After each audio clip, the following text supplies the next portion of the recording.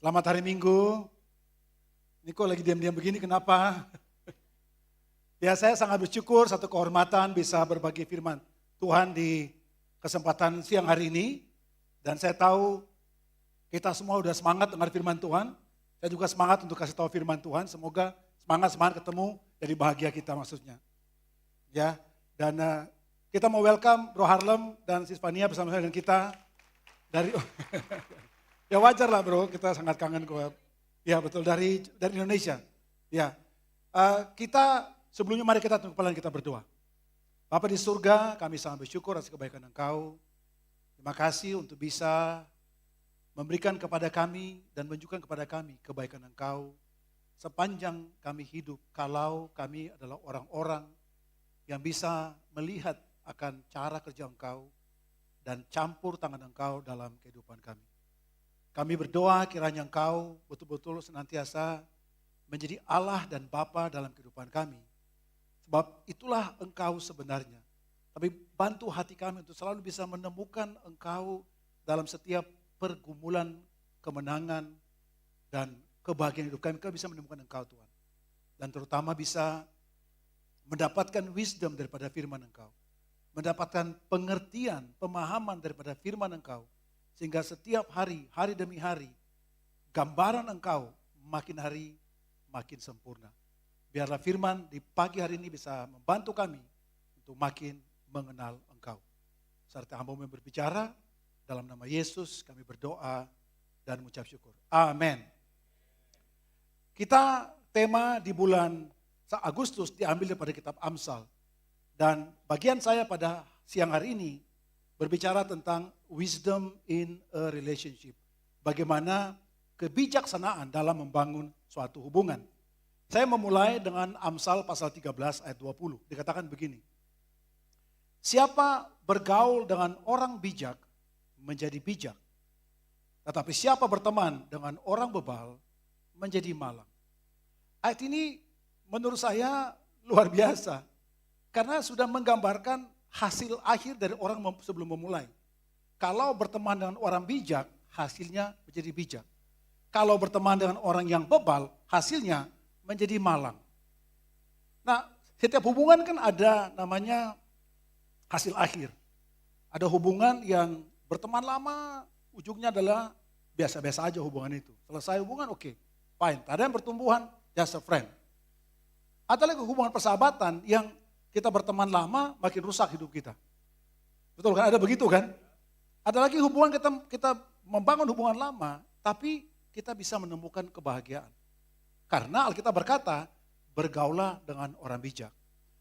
Nah, satu waktu di tahun 2008, ibu saya itu sakit. Waktu dia lagi ke Manado, berkunjung ke keluarga di sana, dia sakit. Dan kemudian saya dari Bali waktu itu terbang ke Manado untuk menjenguk ibu yang lagi sakit karena dia dari Ambon, dari Papua. Nah sampai di sana, itu lihat dokter, ada dokter jantung lah, dokter ginjal lah, dokter macam-macam.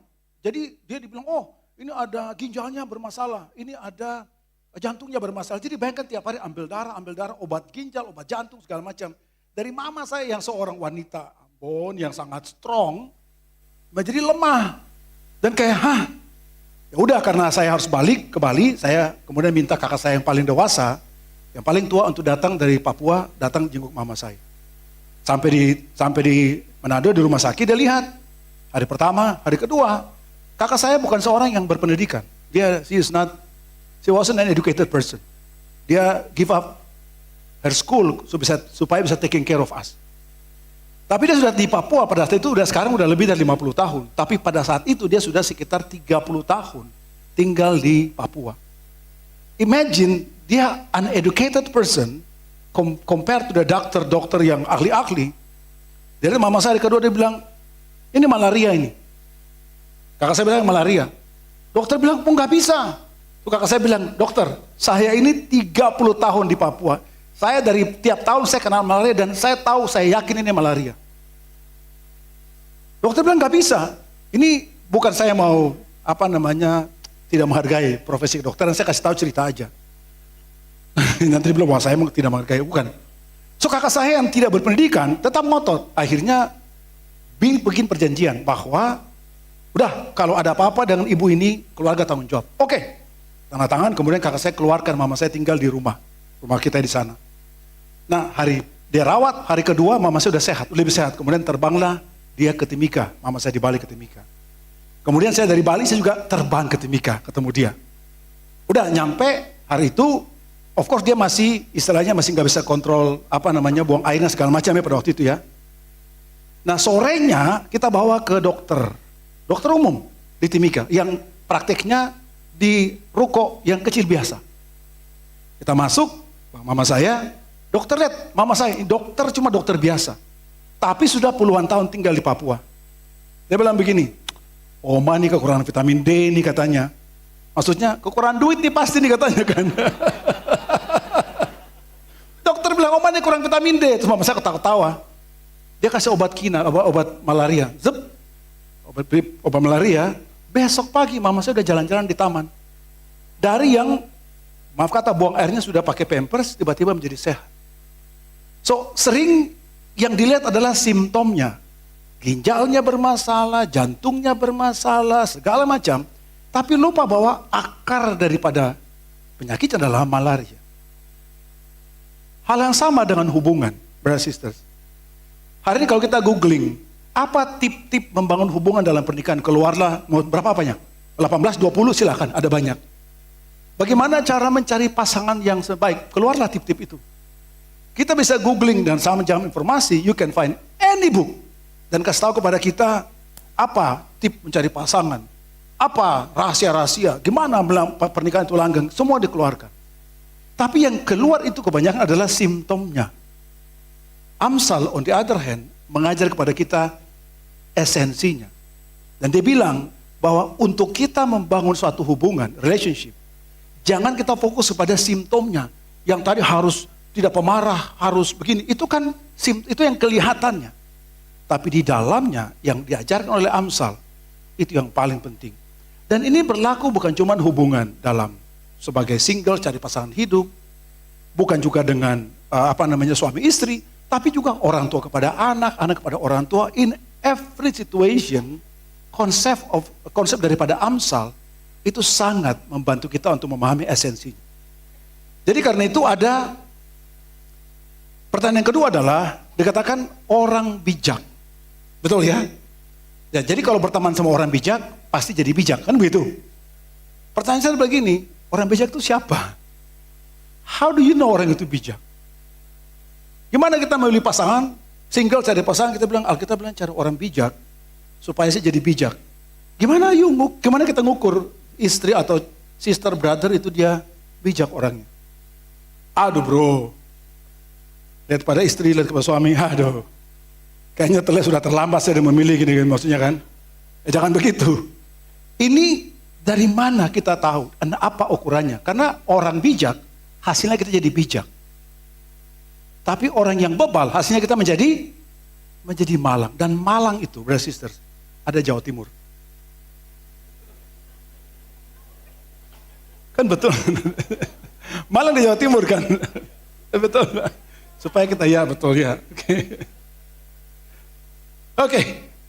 So 3 hal yang saya mau bicara kepada kita hari ini. Kalau kita menemukan orang bijak menurut Amsal, ada 3 area yang kita bisa lihat. Secara pribadi kita lihat hidupnya. Secara orang, masyarakat kita lihat gimana dia membangun hubungan dengan masyarakat. Yang ketiga adalah secara tujuan hidup dia, apa pelajaran hidup yang dia ambil dalam hidupnya. Itulah dari situ kita bisa bilang ini orang bijak. Jadi kalau kita memilih, lihat adalah the life-nya, the link-nya, dan the lesson-nya, atau the learn-nya, dan dia belajar apa. Dari situ kita bisa bilang ini orang bijak. Oke, nah, start dengan satu pernyataan yang merupakan tema gereja. Dikatakan bahwa Amsal 9 ayat 10. Permulaan hikmat adalah takut akan Tuhan. Jadi mau cari orang bijak, dimulai daripada orang itu takut akan Tuhan. Karena dan mengenal yang Maha Kudus adalah pengertian. Mau cari pasangan hidup, mau lihat suami istri, orang tua, cari atau lihat yang takut akan Tuhan. Itu paling penting, betul ya? Karena that's the most important thing. Beberapa ayat Alkitab mengajar kepada kita, Amsal 19:23, takut akan Allah mendatangkan hidup. Artinya kita dekat dengan orang itu, bukan cuma kita itu dapat tambah bijak, tapi pasti ada kehidupan yang kita rasakan. Pasti ada berkat-berkat yang kita bisa rasakan karena menikah atau karena memiliki hubungan, membangun hubungan, atau kita pun menjadi orang yang takut akan Tuhan. Karena takut akan Allah mendatangkan hidup, maka orang bermalam dengan puas tanpa ditimpa malapetaka. Sebegitu secure-nya sampai orang tidur pun dia sangat yakin gak akan ada malapetaka. Karena Tuhan itu, orang takut akan Tuhan. Yang ketiga, ayat yang ketiga, Amsal 14:27. Dia bilang takut akan Tuhan adalah sumber kehidupan. Fountain of life. Artinya orang kalau dekat sama orang takut akan Tuhan, berarti hidupnya terasa, ada gairahnya, ada semangatnya, ada something yang, I don't know, mempengaruhi orang itu. Sampai there is a life inside life. Ngerti maksudnya ya? Orang boleh hidup, tapi mungkin dalamnya udah mati. Betul ya? Tapi orang yang hidup dan takut akan Tuhan dikatakan fountain of life. Nah, saya ini kan dibesarkan di asrama ABRI pada waktu itu. Ya, jadi kalau dari ABRI pasti bisa ngerti maksudnya. Dan papa saya seorang perwira, jadi sebenarnya harusnya kita pada waktu itu kita itu tidak kekurangan air. Tapi masalahnya adalah belum ada pompa. Jadi kami itu saya pada saat SMP kelas 1, itu harus memikul air sejauh 1 kilometer. Dan supaya mengisi bak itu penuh harus 10 kali pulang pergi. Jadi 10, jadi 1, jadi 10 kali baru bak air itu penuh. Supaya bisa makan, bisa cuci, bisa mandi dan sebagainya. Oke? Problemnya adalah, saya baru SMP kelas 1. So, Cerigen yang ini persis sama, Cerigennya adalah yang 20 liter. Berarti 40 liter saya pikul anak usia SMP kelas 1. Problemnya adalah begini, orang kan SMP kan usia 12-13 tahun. Ini ceritanya begini. Waktu saya kan awal tahun kakak saya yang perempuan meninggal. Saya pergilah ke sana, di pusaranya dituliskan nama dia dan tempat dan tanggal lahirnya. Disebut tahun lahir adalah tahun 67. Saya 68 di akte kelahiran. Terus saya tanya mama saya, kan di atas saya ada kakak saya satu yang sudah meninggal usia 1 tahun. Long time ago, namanya Johnny namanya. Kakak saya 67, saya 68. Terus masa 1 tahun anaknya lahir 2? Saya tanya mama saya, jadi saya ini lahir tahun berapa? Masa baby 6 sekian, si ini sekian, saya masa sama? Dia gila.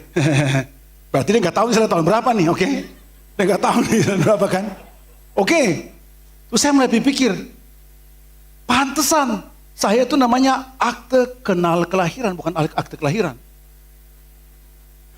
Dan orang yang menjadi saksi saya lahir itu saya tahu dia itu tidak ada waktu saya lahir. To make the story worse adalah kita punya 5 kakak beradik yang lahirnya semua bulan Mei.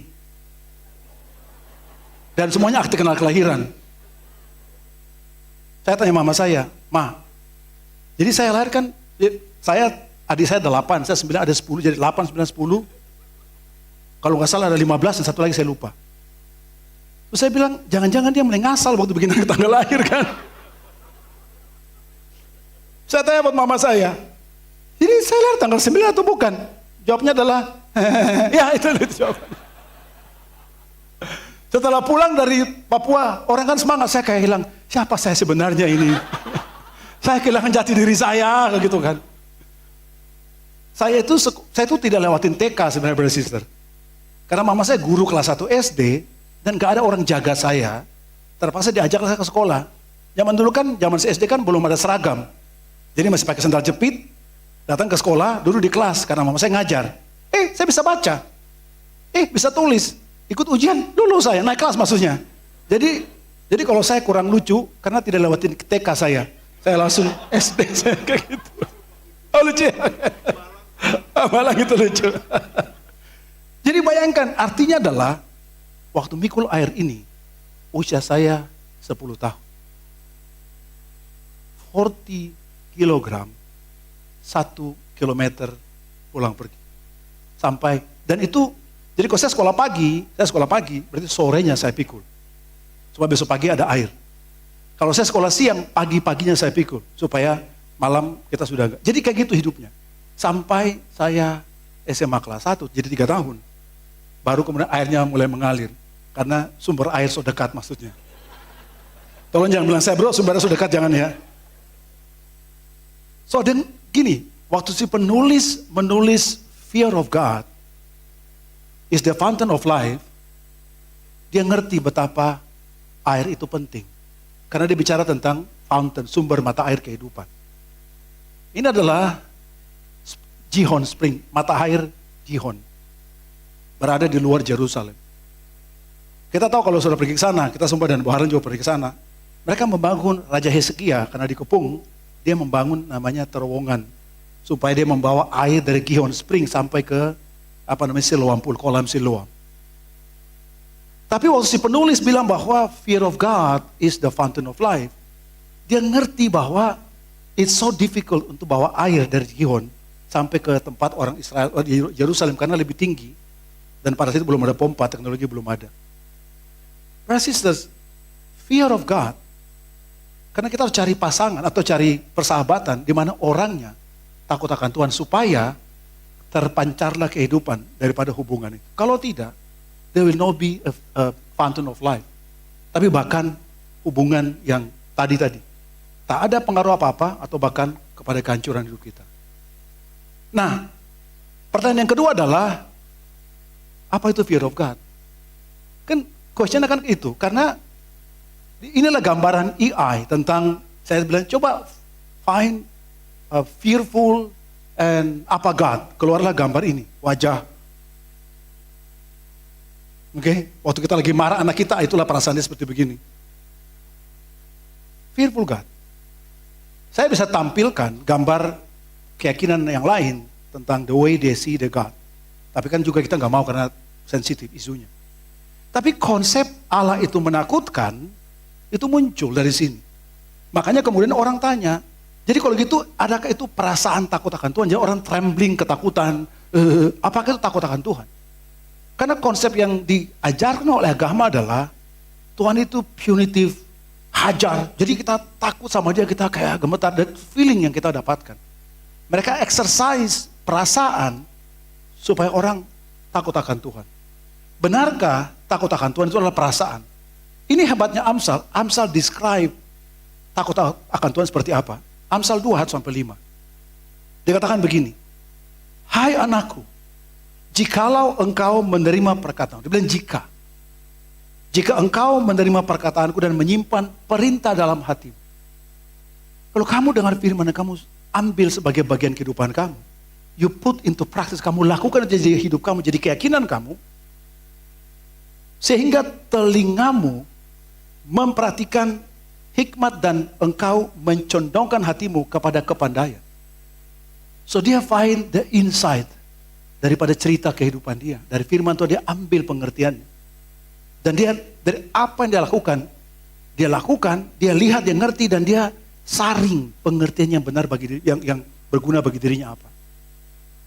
Iya, jikalau engkau berseru kepada kepandaian dan menunjukkan suaramu kepada kepandaian. Nah, ini bukan intelektual, maksudnya adalah yang tadi dibicara adalah the meaning daripada firman Tuhan yang dia lakukan dan dia tarik sebagai satu saringan, satu intisari daripada apa yang Tuhan kerjakan dalam kehidupan dia.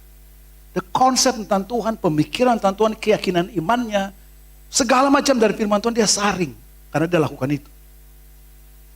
Tidak bisa yang berbeda. Dikatakan begini, tapi engkau harus mencarinya, jika harus mencari dengan seperti mencari perak dan mengejarnya seperti mengejar harta terpendam. So imagine kita itu tiap hari lihat firman Tuhan, kita put into practice, kita lakukan, kita learn lagi apa yang kurang kita terus lakukan lagi, dan kita semangat seperti harta terpendam. Maka engkau akan memperoleh pengertian tentang takut akan Tuhan dan mendapat pengenalan akan Allah. Berarti takut akan Tuhan bukan feeling sebenarnya, it's an understanding. Dan understanding gak bisa karena kita datang dengan suasana yang sacred, yang suci, kemudian kita takut bahwa salah, bukan. Waktu kita baca firman Tuhan, kita melakukannya, kita gain understanding dari situ, dan proses itu seperti kayak internalisasi dan lebih lagi, lebih dalam lagi. Dan understanding kita tentang fear of God menjadi makin hari makin jelas. Dan ini yang tidak bisa orang terima. Karena orang datang, orang yang ditawarkan, yang dijual adalah ancaman, hukuman. Tuhan mengancam, Tuhan menghukum. Jadi orang kayak, it's difficult untuk bisa lihat Tuhan itu. Atau orang tolak kebenaran firman Tuhan. Dan dia mempertanyakan tentang, why do I need to fear God? Betul ya? Sementara fear of God adalah setelah orang melakukan firman Tuhan. Orang gain understanding. Baru dia bisa memahami tentang apa itu takut akan Tuhan. So takut akan Tuhan bukan perasaan, tapi adalah pemahaman setelah mengerti dan melakukan firman Tuhan. Nah ini yang kita harus mengubah, karena yang kita diajarkan dalam keberagaman kita adalah rasa takut. Kita lebih exercise rasa takut, bukan exercise understanding. Dalam Bible study saya kemarin, ada Bro Ucu bawa temannya kita Bible study. Orang itu susah untuk terima, dia senang tentang, sebut namanya merciful God. Allah yang maha rahim dalam istilah mereka. Rahim itu kan dari bahasa Ibrani artinya merciful. So dia senang namanya merciful God, tapi dia susah terima namanya discipline God. Dia susah terima yang namanya fear of God. Dia bilang, how come orang mengasihi itu kamu takut sama dia? How come? Saya bilang, itulah kesalahan kita memahami Tuhan. Karena Amsal 2 bilang, if you do the word of God, if you lakukan firman Tuhan, baru understanding fear of God itu muncul. Gak bisa diputar sebaliknya. Problemnya adalah dia tidak mau terima. Saya bilang, ada 5 kategori tanah. Saya bilang, you yang mana? Saya bilang, berhubungan firman Tuhan. Tanah pertama kita tahu, orang dengar firman Tuhan, dia tidak mengerti, seperti tanah benih taruh di pinggir jalan. Dia dengar, dia tidak mengerti, seperti banyak orang ke gereja. Dia datang gereja, haleluya puji Tuhan, gak ngerti firman Tuhan, dia pulang, hilang firman Tuhan itu. Yang kedua adalah tanah berbatu, kita juga tahu, di mana dia tumbuh tapi tidak berakar. Datang masalah, datang waktu, karena panas terik, karena tidak berakar, dan tidak dapat gizi yang cukup, mati, itu benih. Yang ketiga di tanah semak belukar, di mana kekhawatiran hidup, keinginan duniawi datang, dia tumbuh terhimpit, tidak bisa bertumbuh, eventually stay di sana, dan kekhawatiran dunia buat firman Tuhan tidak bertumbuh. Tapi ada yang keempat, inilah yang bagi kita yang tidak mau terima. Yesus kasih ilustrasi berbeda, dia bilang kalau orang yang sudah bersih rumahnya, iblis keluar mencari tanah yang tandus. So, kategori tanah keempat adalah tanah yang tandus, di mana memang dari awal dia nggak mau terima firman Tuhan. Benih nggak mungkin tumbuh di situ. Kalau tanah di pinggir jalan kan tumbuh benih kan. Tapi ada kategori tanah keempat yang ilustrasi Tuhan Yesus tentang rumah tadi. Dia bilang tanah yang tandus. Tanah tandus nggak mungkin benih itu tumbuh. Orang nggak mungkin bisa ngerti wisdomnya Tuhan kalau firman Tuhan nggak bisa diterima. Oke? Baru terakhir tanah kelima, tanah yang subur. Yang semoga menjadi tanahnya hati kita semua pada hari ini, amin. Tanah yang subur. Tetapi kita tidak bisa, orang-orang tidak bisa memahami konsep takut akan Tuhan kalau tolak firman Tuhan, gak bisa. Gak bisa kita itu berharap dapat pasangan yang membuat pernikahan kita bahagia kalau dari awal kita tidak taruh standar takut akan Tuhan sebagai standarnya. Dan itu bukan feeling. Itu bukan karena dia rajin bergereja. It's not that simple.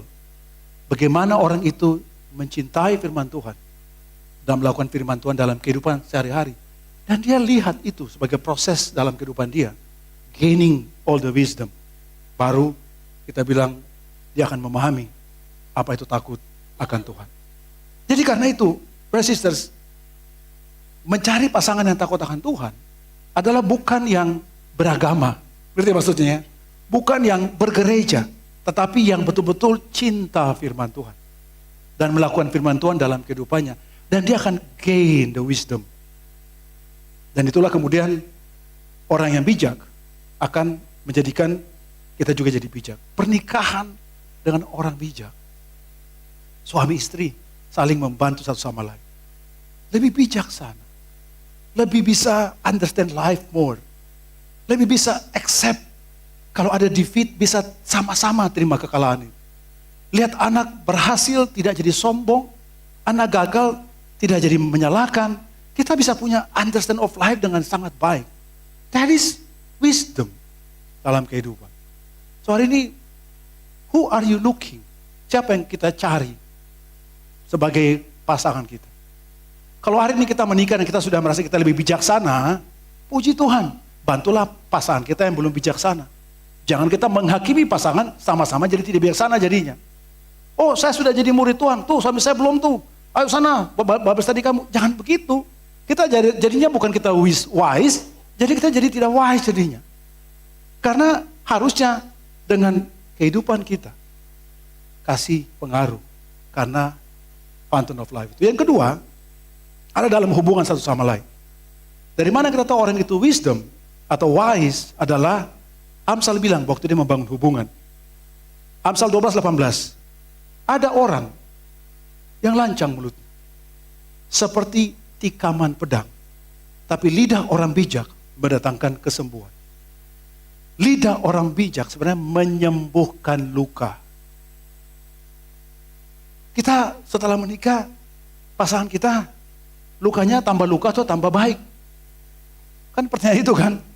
Ya memang saya datang daripada latar belakang keluarga yang dysfunctional. Ya, we cannot control the past kan, kita nggak bisa ngubah masa lalu, nggak bisa mengontrol apa yang dari masa lalu. Tapi kita masih bisa berbuat sesuatu di masa sekarang, masa depan. Tapi kalau masa lalu sudah sampai sekarang menikah, tetap orang yang sama. Tak ada perubahannya, masih sama histerianya, sama emosionalnya. Dan the marriage itu tidak bantu apa-apa kalau begitu. Karena harusnya mendatangkan kesembuhan. Healing the wound harusnya. Kita mungkin dapat parenting yang kurang baik. Harusnya menikah kita bisa disembuhkan. Karena pasangan kita yang takut Tuhan akan menyembuhkan kita. Atau lihat makin luka kita.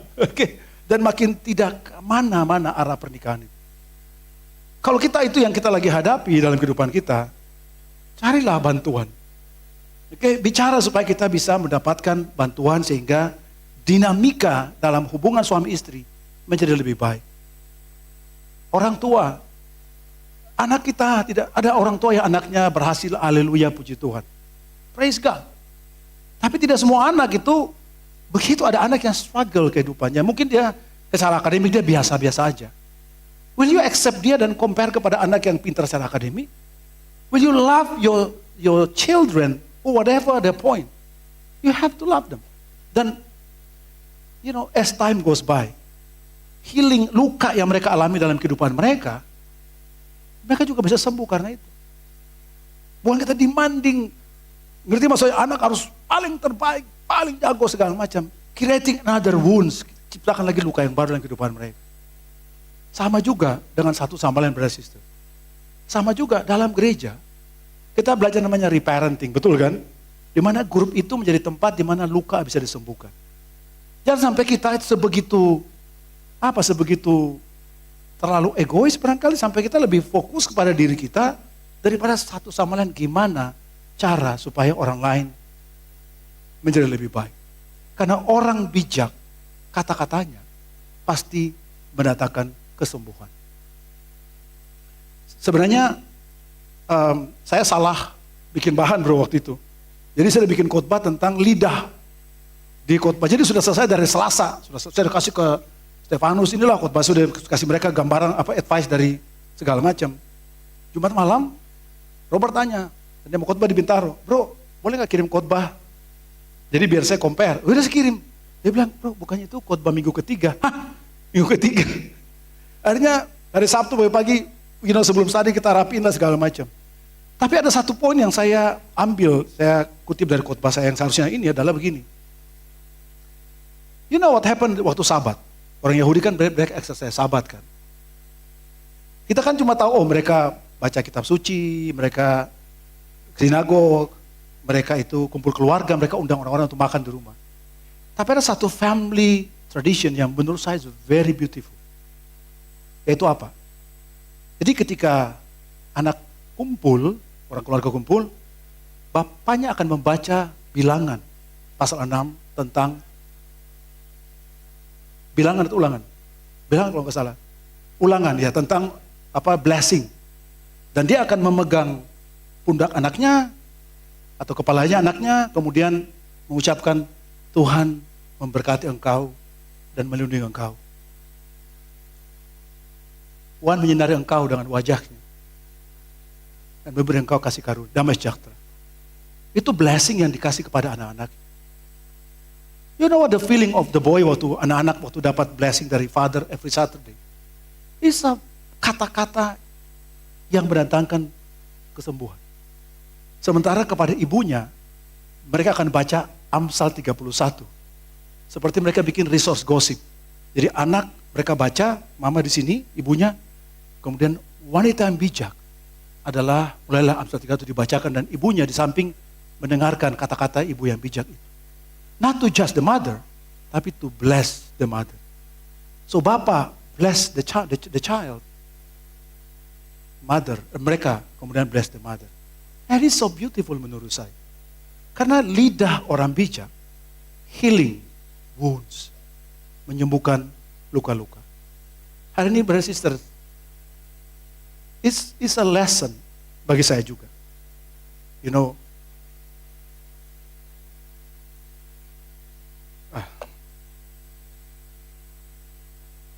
waktu kecil kan, kuliah, I fight my best. Saya fight dapat scholarship, I fight. And I love my mom. Mungkin dia juga lagi frustrasi dalam kehidupan dia. Dia just lost my father, dan dia juga maybe confused. And saya juga pada istilahnya pada usia prime saya yang secara organisasi, saya ketua senat mahasiswa, saya rebel yang melawan pemerintah, that's my prime.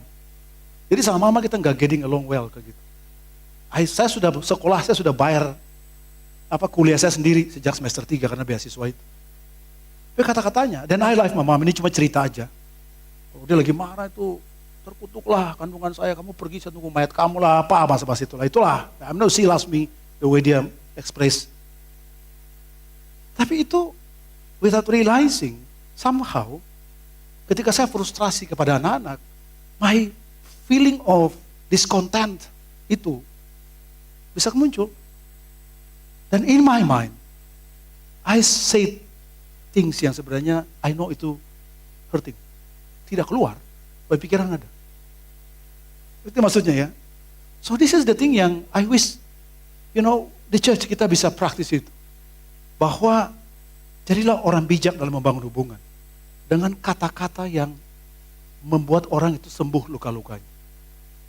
Jangan kita gampang untuk nasihatin orang datang langsung, kamu gini-gini bro, kayak gitu.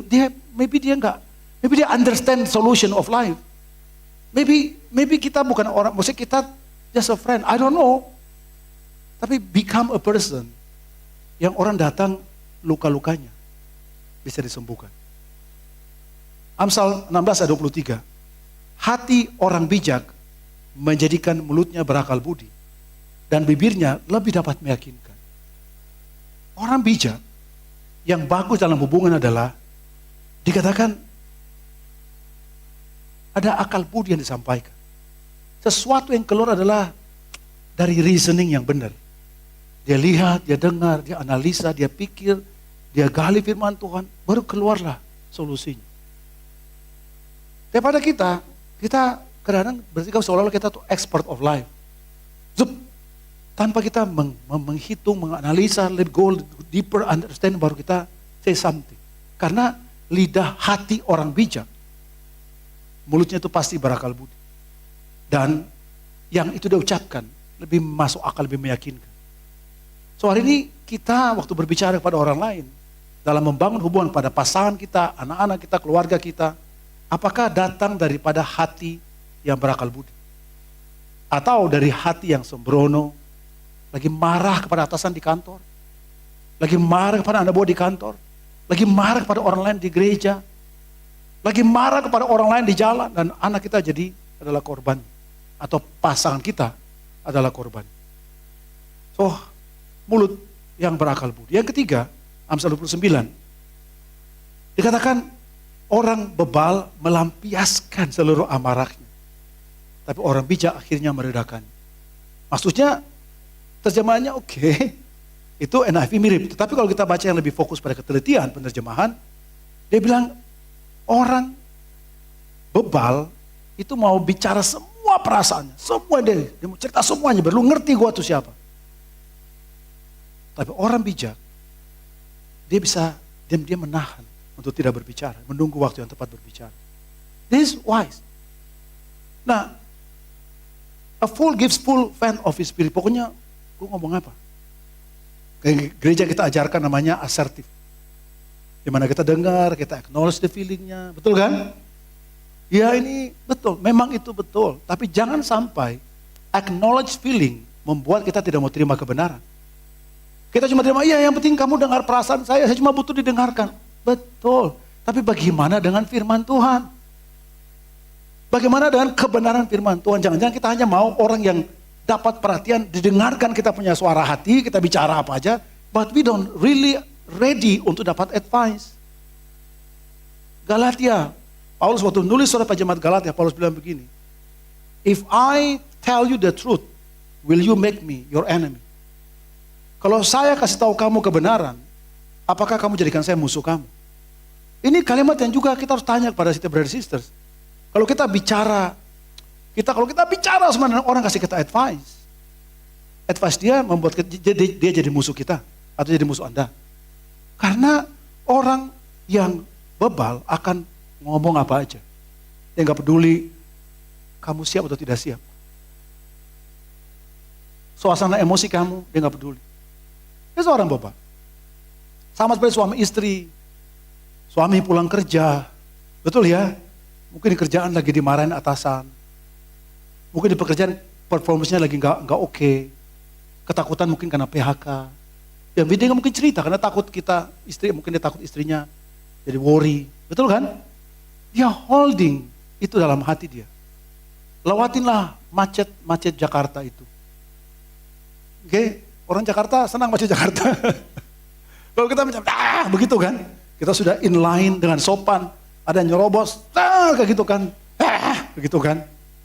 So dia tekanan pekerjaan, tekanan kehidupan, tekanan di jalan. Sampai di rumah, istri dengan wajah yang seperti kayak, capek saya ngurusin anak-anak sekarang giliran kamu yang ngurusin anak-anak. Ngerti maksudnya? Sambutlah dengan baik. Kasih senyum, betul kan? Semeringah senyum itu maksudnya. Supaya orang istri pulang ke rumah, suami istri bisa damai rumah itu. Karena orang bijak tahu bagaimana menahan diri. Bukan ekspresi semua yang dia rasa. Gue lagi capek. Atau juga kita lagi capek kerjaan. Dengan semua tekanan, sampai di rumah anak yang jadi korban. Istri jadi korban. Pembantu jadi korban. Kita harus bisa seperti Amsal. Jadi orang bijak yang tahu bagaimana menahan diri. Self-control dalam bahasa yang berbeda. Oke? Nah sekarang yang ketiga adalah dalam proses pembelajaran. Kategori ketiga adalah orang bijak dari sisi apa yang dia belajar. Amsal 1 ayat 5, baiklah orang bijak mendengar dan menambah ilmu, dan baiklah orang yang berpengertian memperoleh bahan pertimbangan. Semakin kita bijak, semakin tambah ilmu kita. Dan semakin kita berpengertian, kita punya understanding, kita punya pertimbangan. Kita menjadi orang yang tidak, enggak. Jadi bisa lihat dalam perspektif yang lebih luas. Oke? Di gereja, dalam dunia kekristenan ada beberapa standar pemikiran teologi. Ada yang namanya teologi moralitas. Hitam putih. Gak ada. Dosa. Ada begitu. Dia nggak peduli tentang ceritanya, narasinya, dia nggak peduli. Pokoknya itu. Ada lagi yang super grace yang gak apa-apa, Tuhan baik kok. Enggak, kita harus namanya biblical, di mana everything itu harus sesuai dengan firman Tuhan. Kita harus tambah pengertian supaya pertimbangan kita jangan menjadi lebih banyak. Kita punya pertimbangan. Kita punya, how do you call it ya? Range of reason kita, pemikiran logika kita menjadi semakin luas karena kita yang berpengertian memperoleh bahan dalam pertimbangan kita. There is wisdom. Orang yang bijak, Amsal 8:9-19, dikatakan adalah, janganlah mengecam seorang pencemooh, supaya engkau jangan dibencinya. Kecamlah orang bijak, maka engkau akan dikasihi. Nah ini kan sebenarnya tantangan. Betul atau tidak? Harusnya orang yang dikasih input, kasih nasihat, dia makin senang. Tapi kalau orang itu tidak suka, dikasih tahu kesalahannya, berarti dia pencemooh berarti. Karena seorang yang pencemooh, dia nggak suka. Tapi orang bijak, dia akan senang. Berilah orang bijak nasihat, maka ia akan menjadi lebih bijak. Ajarilah orang benar, maka pengetahuannya akan bertambah. Sama hari ini brother sisters, kita dikasih tahu sesuatu, kita belajar atau tidak. Kita dikasih tahu apa yang kita masih kurang. Do we take it sebagai satu hal yang serius atau kita bilang itu biasa aja? Bulan Agustus, gereja lagi bikin kampanye apa? Early is my wife, bukan? Early is godly, betul ya? Ini kok nggak tahu kampanye? Belum tahu ya? Early is godly. Yes, Frankie is lebih godly, enggak? Astaga. Kenapa?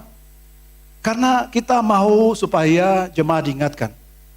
Kalau jemaat yang bijaksana, yang bijak, dia akan ambil sebagai haleluya, saya mau melakukan. Kalau jemaat yang pencemooh akan bilang kayak, apa sih gereja maunya apa? Emang masalahnya kenapa kalau saya telat? Hah? Emang kenapa? Emang nggak bisa ngerti orang tua, emang masalahnya dosa apa jangan telat? Betul. Betul. It's not about sinning, bukan dosa. Tapi sikap hati kita, kita orang pencemooh atau orang bijak. Orang bijak dikasih tahu kesalahan, dia akan berubah. Dia menjadi lebih sayang kepada jemaat. Ketika standar gereja dinaikin, orang bijak akan lebih senang, ini berarti gereja benar. Tapi orang yang pencemooh, waktu standar dinaikin, maunya apa gereja ini? Hah? Mau apa lagi dia? Mau kemana ini? Kan bisa begitu kan? Tapi orang yang bijak akan lihat sesuatu yang benar, yang mau diperbaiki. Dia lebih senang yang itu, bukan dia mencemooh. Oke? So kita berharap ini jangan sampai kampanye early is godly hanya pada bulan Agustus, bulan September ulang lagi kita telat.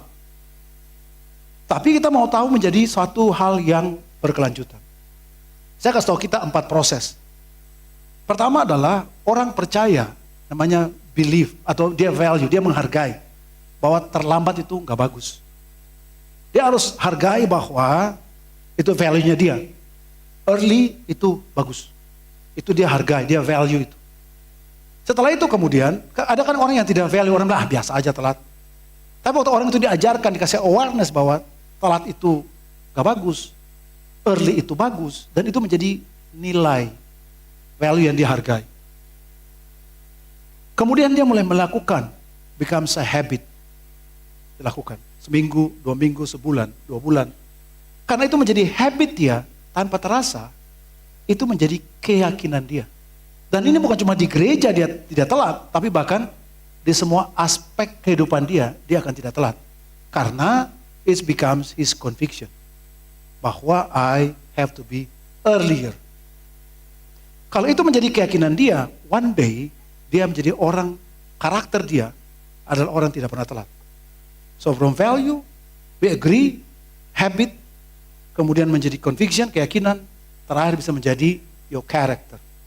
Dan sebenarnya semua Bible, semua wisdom dalam Alkitab, kalau kita bisa praktekkan itu sebenarnya ujungnya adalah our character yang transform. Seperti kata firman Tuhan, kita akan bertambah. Berilah orang bijak nasihat, maka ia akan menjadi lebih bijak. Ajarilah orang benar, maka pengetahuannya akan bertambah. Berarti hari ini kita belajar 3 hal. Tapi di Amsal 10, sebelum kita tutup khotbah saya, dikatakan begini. Orang bijak menyimpan pengetahuan, Tapi mulut orang bodoh adalah kebinasaan yang mengancam. Wise men, they store up knowledge. Hari ini dengan semua yang kita lakukan, kita simpan gak sebagai hal yang berguna. Pembelajarnya bagaimana? Everything yang terjadi dalam kehidupan kita, kegagalan, kemenangan, kita store up sebagai, kita simpan sebagai wisdom atau tidak. Karena orang bijak akan semua peristiwanya, entah firman Tuhan, entah cara kerja Tuhan dalam kehidupan dia, entah apapun terjadi, dia simpan itu menjadi knowledge and understanding akan hidup bagi dirinya. Then, we are the wise man. 3 hal, brothers and sisters, kalau kita memilih orang yang tepat adalah dari awal, suatu hubungan yang sehat. Dan orang yang bijak, itu adalah kelihatan dari pribadinya, kelihatan daripada persekutuannya, bagaimana dia satu sama lain, dan kelihatan daripada bagaimana dia belajar, pembelajarannya. Dan hari ini semoga we becomes wiser and wiser di mata Tuhan. Tuhan memberkati kita semuanya. Amin. Mari kita berdoa.